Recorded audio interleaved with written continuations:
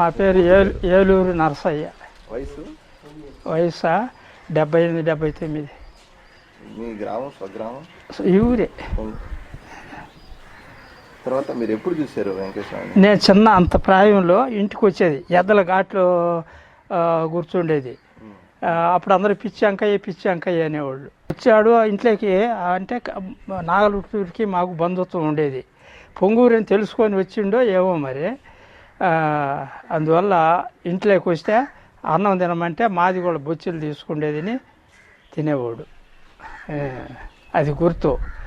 1964లో మా నాన్న పోయాడు అక్కడికి, ఏదో ప్రశ్న చెప్తున్నాడు వెంకయ్య స్వామి అని.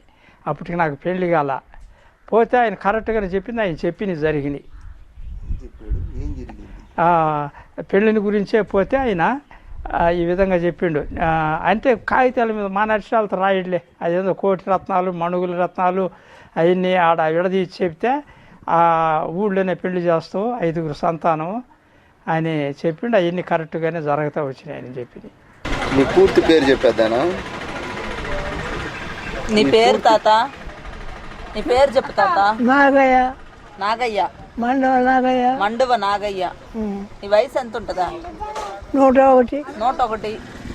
ఏ ఊరిదా? కండ్రిక. మంటేశ్వరి సీతారాం చెట్టు కింద. నీ చేలో నేనేం పలకరించేవాడిని కాదు, ఏం కాదు. ఆయన ఒక దెబ్బ పురుగులు పడితే ఆముదాలకు పోతే సీటు రాయించుంది. అది తీసుకొచ్చి కట్టేగా పోయింది పురుగు. ఇంకా కాకువాయ అమ్మడా? కాకువాయ దగ్గర ఏం జరిగింది? కాకేలో మోట బాయి కవిలు వెళ్తుంటే ఎదురు దోసుకొని బావిలో పడి, స్వామి వెంకయ్య ఈ కానీ బాబా బతికి బయటకు వస్తే నీకు ఇస్తాము అని చెప్పి దండం పెట్టుకున్నాడు. ఎవరైనా కాకేలు. ఎవరైనా?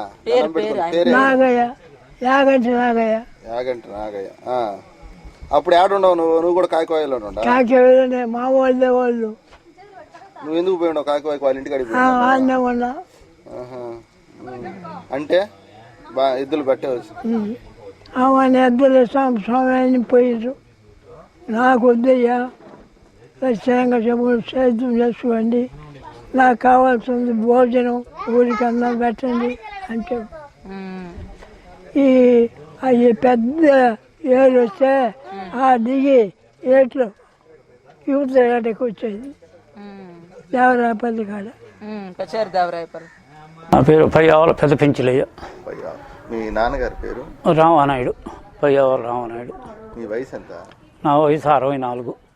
గ్రామం పొంగూరు. ఆడ అప్పుడు ఆయన బాగా పశ్చాత్తంలో ఉన్నప్పుడు ఇక్కడ మాదిగోళ్ళని రైతుల కాడ మాదిగోళ్ళు చేజనుకుండి అన్నం ఎత్తుకొని పోతుంటే ఆ అన్నం పెరుక్కొని ఈయన ఒక బావిలోకి వెళ్ళిపోయాడు. ఎవరు? వెంకయ్య స్వామి. తినడానికి పోతే వాళ్ళ వదిన కొడుకు వెంకయ్య స్వామి. ఆయన అన్నం వాళ్ళు తీసుకెళ్తుంటే ఈయన కవిలికి పోయి వచ్చి మాదిగోళ్ళు తీసుకుపోయిన అన్నం తినకూడదురా మనము అని చెప్పని ఆ బావిలోకి పోయి తినకూడదురా అంటే, లేదు అంతా ఒకటే చిన్న, అంతా ఒకటే, నువ్వు తినవచ్చు అది అంటే ఆయన చిలకాలు తీసుకొని 2 దెబ్బలు కొట్టిండంట స్వామిని. తినొచ్చు చిన్న, తప్పు కాదు ఇది, నేను పొంగూరు రాను, ఇంక పొంగూరు రాను, మీరు నా కాడికి రాలేరుని నేను చెప్పిండు ఆయన. చెప్తే అప్పుడు ఈయన అవని వచ్చేసిండు. అప్పుడా నుంచి మేము స్వామి కాడికి పోవడానికి కూడా మా నుంచి కాల.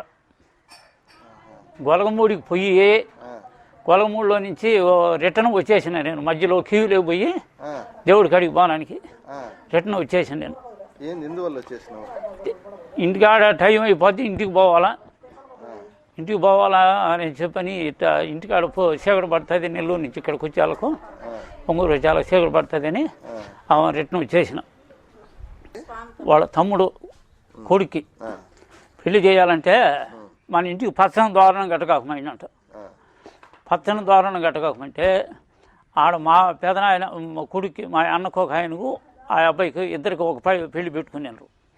పెళ్లి పెట్టుకొని ఇంకా అన్ని సాయంకాలన్నీ జరుపుకుంటా ద్వారణాలు కట్టినరు.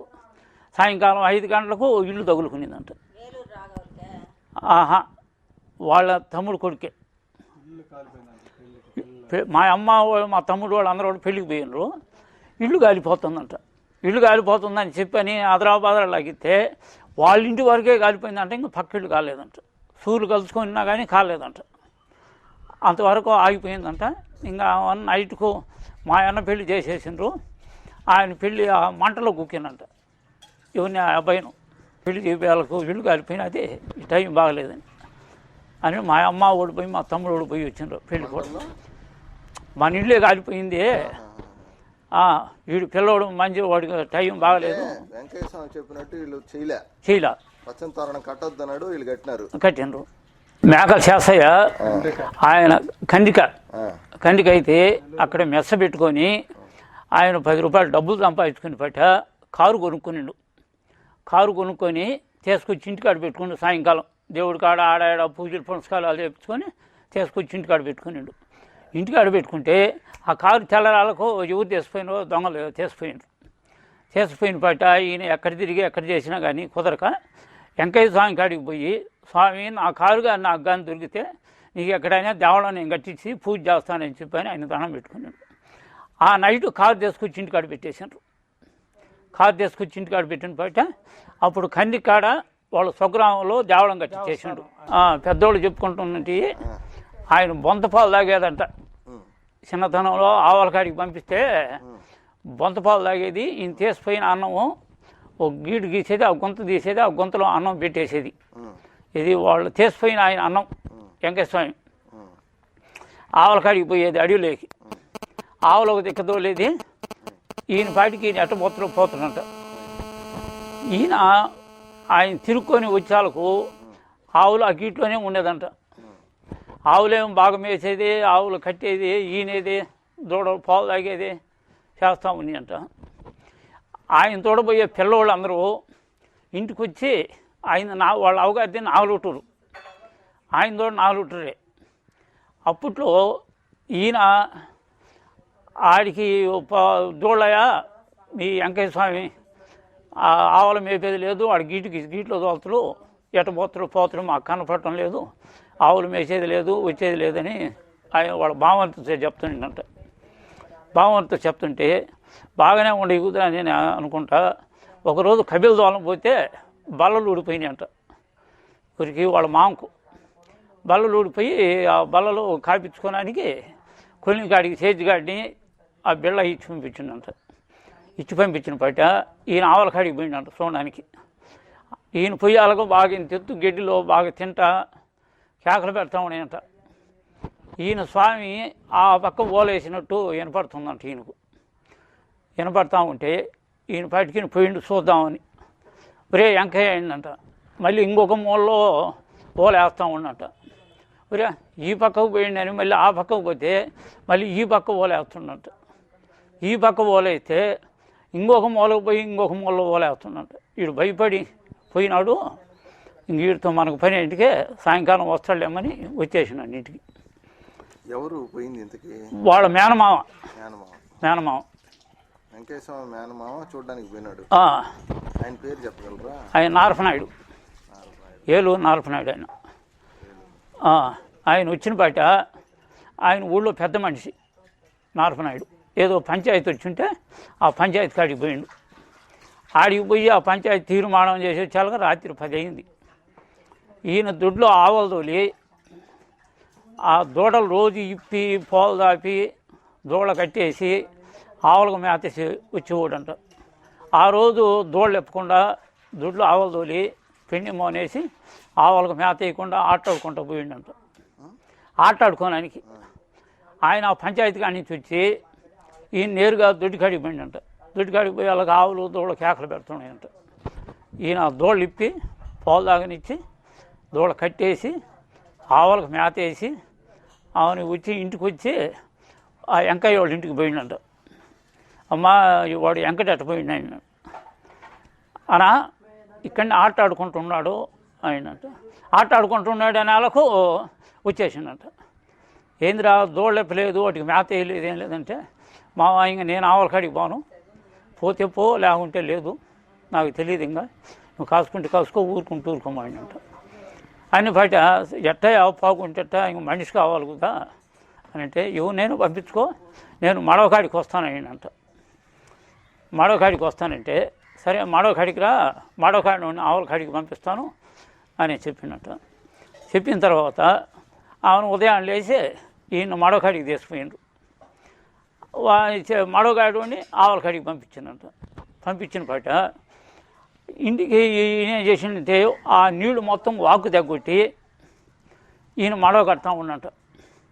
3 రోజులు భార్య పారకము కాడికి మడవలు వేసుకుంటూ పోయినట్ట. మడవలు 3 ఎకరాలు పారిందంట అప్పటికి. రోజు ఈడికి రోజు 1 ఎకరా పారేదే, వాడు 3 ఎకరాల కాడికి పోయి మడవలు వేస్తుండే. ఏందని పోయి చూస్తే ఈడా నీళ్ళు ఉన్నాయంట, ఆడా నీళ్ళు ఉన్నాయంట, నీళ్ళు ఏమో వాగలేకపోతున్నాయంట. నీళ్ళు వాగలేకపోతున్నాయంట. అప్పుడు ఒరే ఎంక అనేది వాగొట్టి వెంకయ్య స్వామి రాను అయిందంట. అప్పుడు వాడు మామ అన్ని పాట ఆమె ఇంక వదిలేసి ఇంక ఇళ్ళు ఎదలిప్పుకొని ఇంటికి వచ్చిందంట. నేను ఇంటికి రాను మావా అని చెప్పేసి ఆయన పెంచుల కోనకు పోయినట్ట. పెంచుల కోనలో 3 సంవత్సరాలు ఉండి రిటర్న్ కోర్టు ఎత్తం పోయినట్ట. ఉప్పలపాట్లో ఉన్నా కొడుకు. ఇప్పుడు 4 సంవత్సరాలు నా కొడుకు సుధీర్ రెడ్డి. 4 ఏళ్ళు. 4 సంవత్సరాలు అప్పుడు గడ్డలేసింది. ఏడ ఇక్కడ అంతలా గడ్డ ఇక్కడ అమ్మాయినే ఉంటే ఇక్కడ గడ్డలేసేటప్పటికి అప్పుడు ఆయన భిక్షానికి వచ్చాడు. ఒక ఆయన తెలియదు. అమ్మాయిని భిక్షం వచ్చినాక అమ్మాయిన భీమేత పోయి పెట్టిన దోసుడితో భీమ దేశకు పోయి పెట్టి, అమ్మ ఆ బిడ్డకి ఇంతలా గడ్డలేసింది, ఆ గడ్డని మీరు ఎట్ట చూస్తా గమ్మునుండారు అని అన్నారు. అమ్మాయిన జిల్లేడు పాలు, తెల్ల జిల్లేడు పాలు తెచ్చి ఆ ఆకులు ఆ పాలుతో అదంతా చుట్టేసి అమ్మాయిన గుడ్డ కరిపిచ్చేసి కట్టియమ్మన్నాడు. అమ్మాయిన ఆ గడ్డ తెల్లవారేటప్పుడు పగిలిపోయింది. పగిలి శుభ్రంగా అయిపోయింది అది. అమ్మాయిన తర్వాత ఈ వాడికి 4వ సంవత్సరంలో ఇది వచ్చిందన్నమాట. ఏంది సందులు వచ్చేసి సందులు వచ్చేటప్పటికి బిడ్డ ఏమి బతికేట్లేడు. అప్పుడు పరమాత్మ నారాయణ గోవింద అని అనుకుంటా బాధపడుకుంటున్నా నేను. అప్పుడు ఏం చెప్పాడంటే అప్పుడు జిల్లేడు పాలు తీసుకొచ్చి తెల్ల జిల్లేడు పాలు అమ్మాయిన ఆ దూదికి అంటించి ముక్కల్లో పెట్టా. ముక్కల్లో పెట్టేటప్పటికి అప్పుడు ఏం కదల్లా, పూర్తిగా జ్వరం, ఏం మాటలు రాకుండా పోయినాయి అన్నమాట. పూర్తిగా అయిపోతున్నాడు. అమ్మాయిన జిల్లేడు మళ్ళా పెట్టేటప్పటికి అమ్మాయిన ఒక తుమ్ము వచ్చింది. అమ్మాయిని మళ్ళా పెట్టేటప్పటికి 2 ముక్కల్లో ఆ 4-5 తుమ్ములు వచ్చేసినాయి. అప్పుడు సర్దుకున్నాడు బిడ్డ.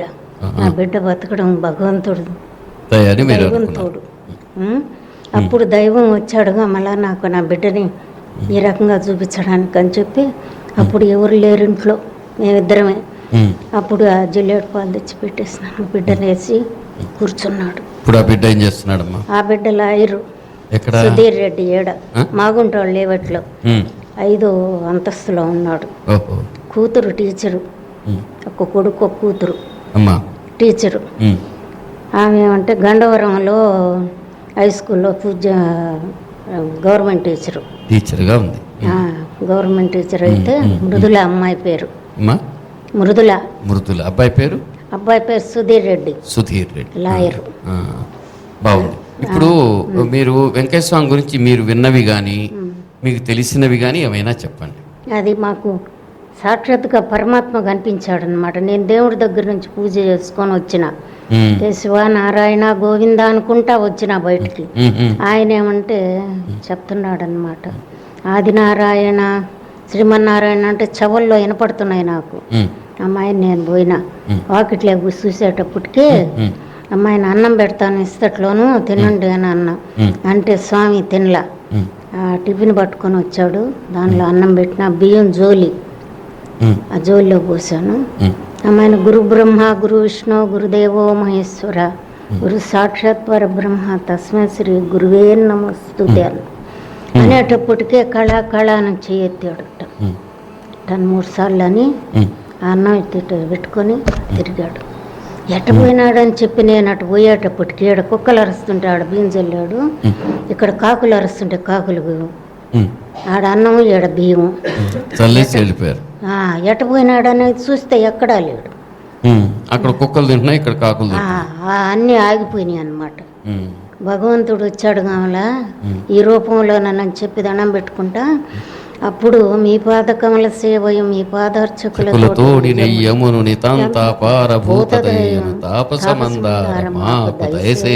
అని ఈ రూపంలో భగవంతుడు వచ్చాడా అని నేను ఇప్పుడు ఆధ్యాత్మికంలో ఉండేదాన్ని. ఇప్పుడు అంతే అంతే కదా. భగవంతుడు మిమ్మల్ని చూపించాడంటే ఆ దైవం తీసుకొచ్చాడు అంతే. మీరు వచ్చి ఇక్కడ కూడా చాలా కార్యక్రమాలు చేస్తుంటాం మేము. వచ్చి మీరు కృష్ణారామ అంటుంటారు, దాంట్లో మీరు పాల్గొనవచ్చు. దైవం తోడంతే. అదే ఆయన రావడము నాకు అన్నీ చెప్పడం. అదే